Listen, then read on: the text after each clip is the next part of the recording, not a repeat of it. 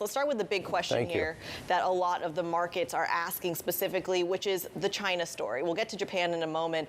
Overnight, Henry Kissinger recently told Bloomberg that the war over Taiwan is likely unless the U.S. and China back off. What is the thinking in Japan and with your counterparts? How seriously is that threat being taken?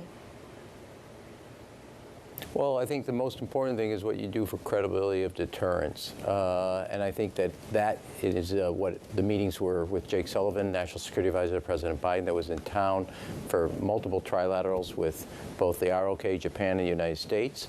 That's the foundational piece, also with the Philippines, Japan, and the United States, Australia, AUKUS. I think all of that, has led to an increased level of deterrence.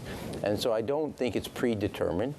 That's part of why Secretary of State Blinken's visit is an important step in normalizing, stabilizing. And I do think leveling up our deterrence level helps ensure that the thing that former Secretary of State, former National Security Advisor Henry Kissinger said as inevitable or as predicted as leading towards, that's where the currents are.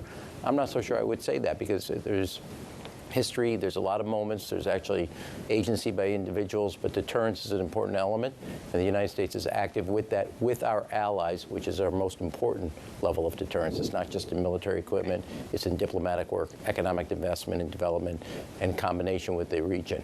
And the one thing I do know from being here is that all the countries in the region are desperate for America's leadership. Are you at all worried about what the read-through on President Xi's thinking may be as you hold these trilateral meetings? Is there any kind of concern about just how well received or poorly received they might be? Well, am I worried? I was born worried. But here's what I would say is, you never know in diplomacy where deterrence ends and provocation begins. But I think it's interesting if you look at the region. I think if you ask me, the most important part of the upcoming week, yes, is Secretary Blinken's visit to China, but more importantly at what level is Prime Minister Modi's visit to Washington.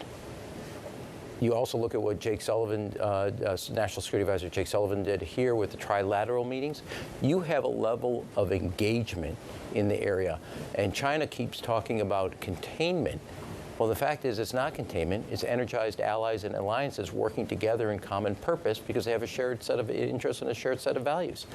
Now, China, if you look at it, constantly in conflict with the Philippine Coast Guard, which is why we just finished a trilateral Coast Guard exercise, border conflicts with India, threats recently to South Korea, tracking the United States Naval and Air Force, also doing that to Australia and Canada. They are nonstop in the constant confrontation. The second thing I would say is nobody's as good at containing China as President Xi.